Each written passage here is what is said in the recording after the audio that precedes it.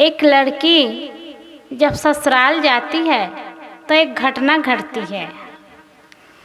आप लोग कहेंगे सबकी शादी होती है, सब लड़कियां ससुराल जाती है और ससुराल जाते तो घटना क्या घटती है। घटना घटना मतलब एक समस्या शुरू होना। लेकिन बात तो बिल्कुल सही है। लड़की ससुराल जाती है तो एक घटना घटती है और वो घटना अगर फर्ज पूर्वक ससुराल जाती है तो घर ससुराल को हरिद्वार बना देती है, और हक लेकर के ससुराल जाती है तो घर को नरक का द्वार बना देती है। तो ससुराल जाने से पहले हक लेकर के जाती है, निश्चित है वह सुंदर बना नहीं पाती, घर परिवार को सुंदर बना नहीं पाती, और फर्ज लेकर के जाती है तो सुंदर जीवन जी पाती है और घर परिवार को सुंदर बनाती है। क्योंकि जब एक लड़की ससुराल जाती है तो बहुत सारे करते हुए बहुत सारे अधिकार को लेकर के जाती है। क्योंकि कहते हैं ना, विदेशों में तो माता पिता और अंकल आंटी तक ही रिश्ता नाता चलता है, और यहाँ भारत में हजारों रिश्ते नाते बनाए जाते हैं और निभाए जाते हैं। ये बहुत बड़ी बात होती है। और एक लड़की जब ससुराल जाते हैं ना तो जाते ही पहले तो पत्नी बनती है, फिर बहू बनती है, फिर देरानी जेठानी का रिश्ता बनता है, फिर भविष्य में वो माँ बनती है। तो बहुत सारे रिश्ते नाते बनना शुरू हो जाता है, और फर्ज लेकर के जब ससुराल जाती है, अपना कर्तव्य पूरा करती है तो सही में हरिद्वार बन जाता है।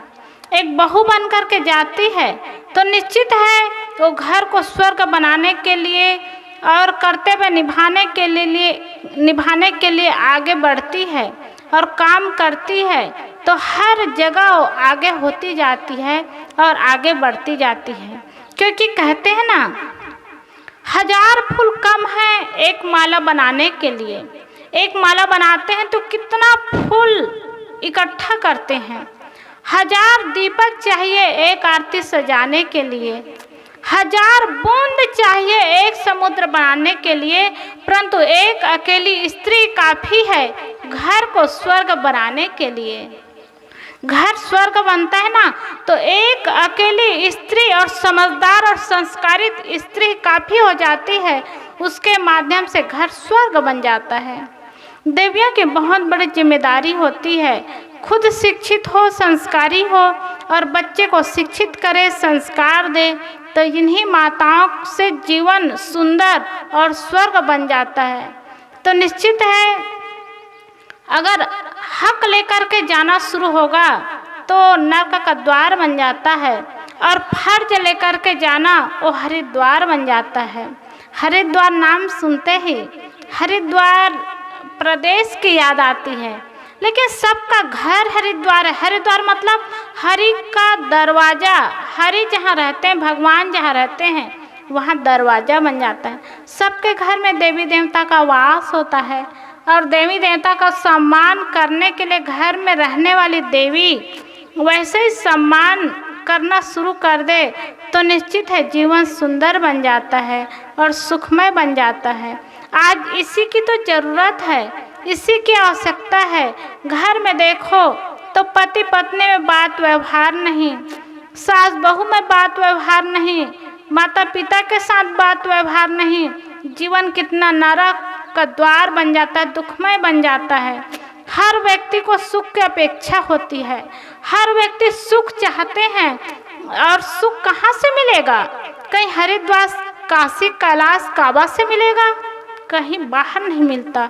सुख ढूंढ रहे तुम वन में गिरी गौहर के कंदर में, पर वह नहीं पता तो पाया वह है तेरे अंदर में। सुख तो सबके अंदर में है, लेकिन जानकारी नहीं होती, ज्ञान नहीं होता है, और कहाँ कहाँ सुख नहीं ढूंढते हैं।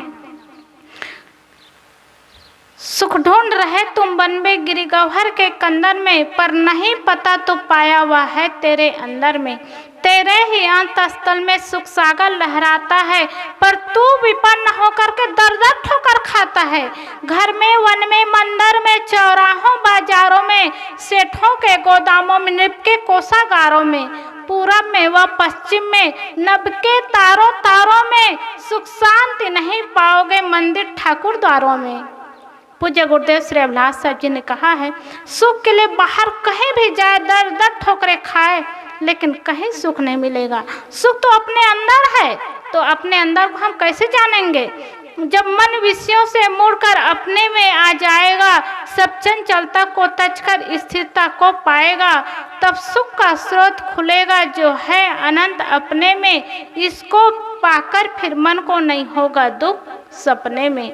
अगर सुख को समझ जाए और सुख का रास्ता जान जाए, वो सुख अपने पास ही है, वो ज्ञान मिल जाए तो निश्चित है सुख के लिए कहीं दर दर भटकने की आवश्यकता नहीं, कहीं घूमने की आवश्यकता नहीं। संत गुरुजनों के पास आज आकर के अगर सही ज्ञान मिल जाता है तो कहीं भटकना नहीं होगा और सुख शांति का रास्ता मिल जाएगा। ये बहुत बड़ा कर्तव्य, बहुत बड़ी जिम्मेदारी है। इसलिए बहुएं ही घर को स्वर्ग बनाती है। आज बहू है, कल माँ बनेगी, और वही माँ होकर के, जहाँ माँ है, माँ की ममता है, माँ का प्यार है, कितना बड़ा कर्तव्य होता है। कहते हैं, वैज्ञानिक लोग बताते हैं कि हर मनुष्य में सिर्फ 45 यूनिट दर्द सहने की शक्ति होती है, उतना ही दुख दर्द सह सकते हैं। लेकिन एक माँ जब बच्चे को जन्म देती है ना, तो 57 यूनिट दर्द सहती है। और 57 यूनिट दर्द कितना होता है? एक साथ 20 हड्डी के टूटने के समान। अब बताइए, एक हड्डी टूटे उतने में आदमी छटपटाते हैं, कराहते हैं, परेशान रहते हैं, रात भर दुखी रहते हैं, दिन भर छटपटाते रहते हैं, उनको नींद नहीं आती एक हड्डी टूटने पर। और एक माँ बच्चे को जब जन्म देती है तो 20 हड्डी टूटने के समान दर्द सह करके बच्चे को जन्म देती है। तो इतनी शक्ति आ जाती, इतना पावर आ जाता है। और केवल जन्म देती है, यही उनकी महानता नहीं होती। जन्म देने के बाद बच्चे को खुद सूखे वस्त्र में सुलाती है, गीले वस्त्र में सोती है, उंगली पकड़कर चलना सिखाते हैं, ममता की शीतल छाया देती है। उन्हीं के गोद में पल करके बच्चे सब महान होते हैं। जो मंच में बैठे ना, जितने संत महात्मा हैं, सब माँ के गर्भ से जन्म लिए हैं और ज्ञान की बात बता रहे हैं, सुंदर सुंदर बात बता रहे हैं। सब माँ की ही शक्ति मिली है। इसीलिए तो बताते हैं ना, माँ की ममता हो, माँ का प्यार हो और माँ का संस्कार हो, तो हर व्यक्ति को बहुत बड़ी शक्ति मिलती है, बहुत बड़ा ज्ञान मिलता है। तो निश्चित है घर को स्वर्ग और हरिद्वार बनाने के लिए देवी जिम्मेदार हो, उनके हाथ में रहता है। और अगर यही ज्ञान नहीं होता तो वही नरक का द्वार बन जाता है। इसलिए ये समझदारी ज्ञान हो और जीवन को सुंदर बनाएं।